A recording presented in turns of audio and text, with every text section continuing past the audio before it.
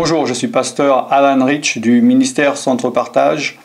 Bienvenue dans cette vidéo où je vais parler des symptômes de l'envoûtement, les symptômes qui pourraient faire penser que vous soyez envoûté, peut-être que vous vous posez des questions. Je fais cette vidéo parce que je vois plusieurs vidéos qui ont été faites sur le sujet et malheureusement, à mon avis, à mon humble avis, il y a du recopiage, c'est-à-dire que des personnes font ça sans vraiment savoir de quoi ils parlent. Donc si déjà vous ne me connaissez pas, je suis pasteur, je suis exorciste, Alan Rich. Je pratique la délivrance depuis 1979-1979. Ce qui ne veut pas dire que je sais tout ou que je sais mieux que quelqu'un d'autre, mais ce que j'ai appris, je l'ai appris dans la pratique. Maintenant, le problème de certaines personnes, de beaucoup de personnes, c'est que vu qu'il y a de plus en plus de demandes d'aide pour d'exorcisme, de désenvoûtement, de délivrance, il y a en ce moment, et je suis en train d'enregistrer ce message à la mi-2014, beaucoup de responsables spirituels qui malheureusement se mettent à essayer de faire ça. Alors comment est-ce qu'ils peuvent connaître ou apprendre? Alors je dirais d'un côté, malheureusement, ils lisent des livres. Et ils ne connaissent pas forcément l'origine de la connaissance des informations qui sont données dans ces livres. Surtout par rapport à la francophonie et au français. Pour ceux qui me connaissent, ils savent que je suis bilingue. Et qu'il y a français-anglais, évidemment en anglais, beaucoup plus de choses qui traitent le sujet de la délivrance, du désenvoûtement, que ce soit en livre ou en vidéo.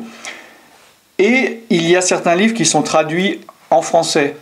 Maintenant, ce qu'il faut comprendre, c'est que certains livres par rapport à ça, ou certaines vidéos, ce sont des gens qui ont appris de livres, qui ont un peu mis en pratique, et ensuite qui donnent leur avis.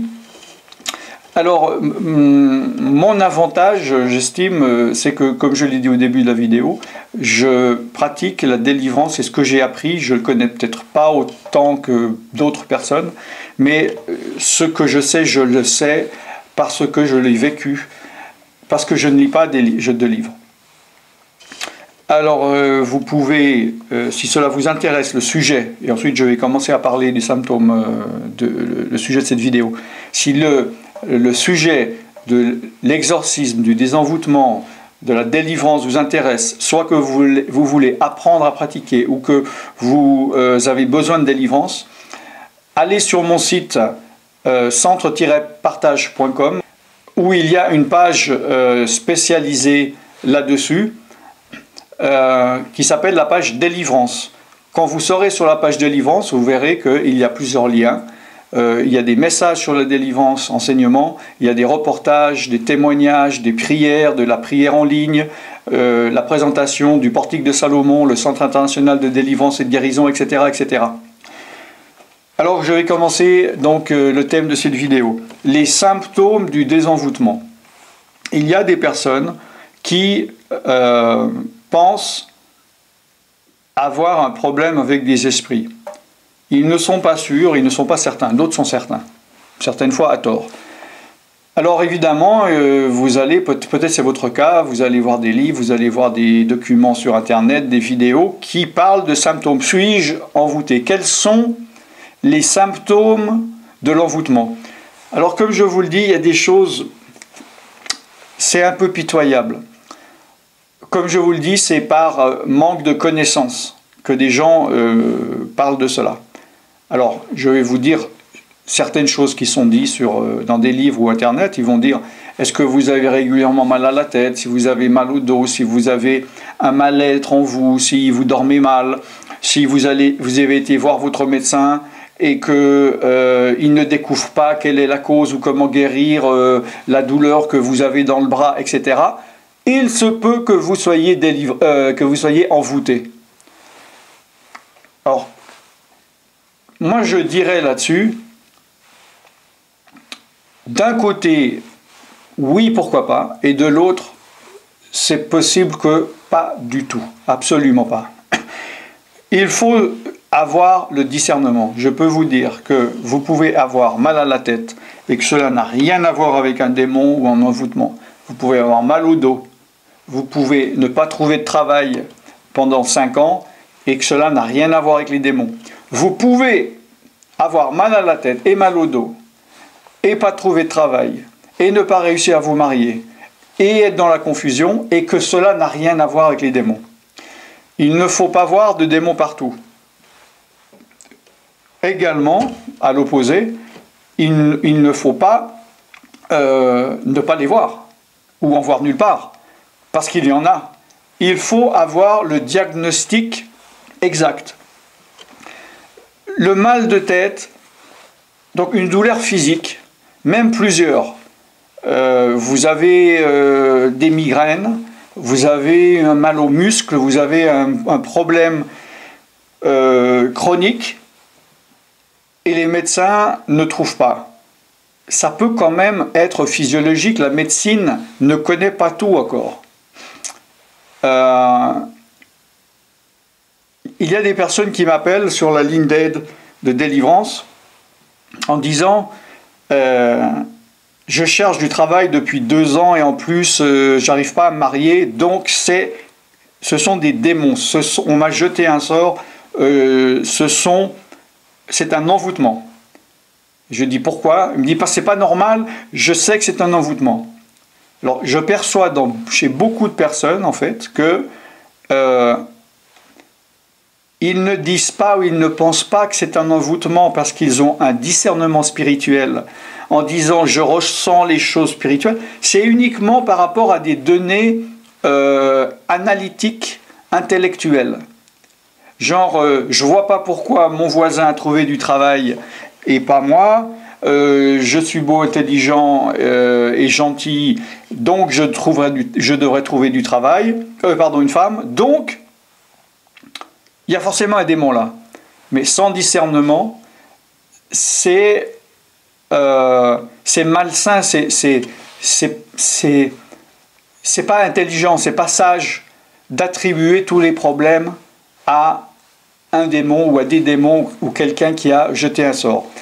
Pour savoir, pour être sûr, si vous êtes sous l'emprise d'une oppression démoniaque par un envoûtement, soit par vos propres actes, par ignorance ou en connaissance de cause, ou par une tierce personne qui vous a jeté un sort, il faut avoir le discernement spirituel. Maintenant, j'arrive tout à fait à comprendre, si vous n'avez pas de discernement spirituel, parce que vous n'avez pas de vie spirituelle ou que vous avez peu de vie spirituelle, ce qui peut arriver,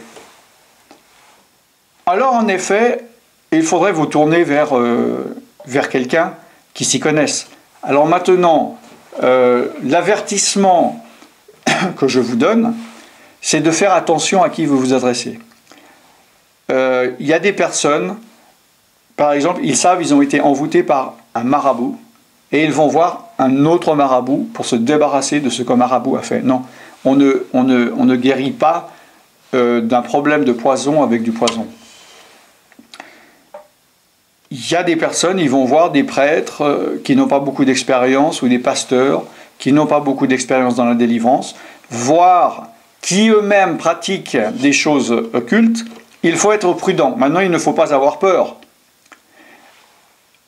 Il faut que vous ayez, si vous n'avez pas de discernement spirituel, il faut au moins avoir du bon sens, voire une conviction. Si vous êtes chrétien, vous croyant que vous avez l'Esprit de Dieu, demandez à l'Esprit de Dieu avant de vous confier à des personnes. Ne vous fiez pas sur le fait que vous avez vu des vidéos où la personne elle chasse des démons, les démons partent, les gens tombent partout. Ça ne veut pas dire que cette personne fonctionne dans le Saint-Esprit. Hein? Il est dit au jour du jugement, des personnes diront « N'avons-nous pas chassé des démons ?» Et Jésus dit « Je ne vous connais pas, gens d'iniquité, des gens qui pêchent. » Donc, ce n'est pas les signes et les miracles. Vous savez qu'à la fin des temps, il y aura des personnes qui seront animées de démons, qui feront des signes et des miracles pour séduire les personnes. Donc, ce n'est pas la seule caractéristique. Ne dites pas « Oh, j'ai vu des vidéos, il fait ça, il dit au nom de Jésus, les personnes tombent, donc je vais aller me confier en cette personne. » Si vous n'avez pas de discernement spirituel, ayez au moins du bon sens. Faites attention en qui vous demandez de l'aide. Le danger aussi, c'est que certaines personnes sont de très bonne volonté, les personnes qui pratiquent les désenvoûtements, mais ils n'ont pas l'expérience. Alors, dans le meilleur des cas, c'est pas grave, il ne va rien se passer, simplement vous aurez perdu du temps ou de l'énergie ou de l'argent à faire ça, mais il se peut que votre situation devienne encore plus difficile. Je n'ai pas la place ici de tout expliquer, comme je vous le dis, c'est un enseignement généraliste, donc je ne sais pas du tout qui est en train d'écouter maintenant. Si vous avez déjà lu beaucoup de livres, ou regardé des vidéos d'enseignement, vous connaissez bien le sujet, mais il se peut que c'est la première fois que vous entendez parler du sujet, donc là je vous encouragerai à recevoir de l'enseignement. Si vous pensez, si vous avez confiance en moi, ou si vous percevez que je pourrais vous aider, allez sur Centre-Partage à la page délivrance. Tout est gratuit. Il y a là, à l'heure où je vous parle, il y a 1200 vidéos sur le sujet. Donc profitez et il y a des prières que vous pouvez répéter, vous pouvez contacter le ministère, vous pouvez venir au portique de Salomon et vous pouvez aussi contacter d'autres personnes là où vous êtes dans votre pays ou dans votre région. Voilà, alors je suis pasteur et missionnaire Alan Rich et je vous revois très bientôt pour de nouveaux enseignements sur le sujet. Soyez bénis, au revoir.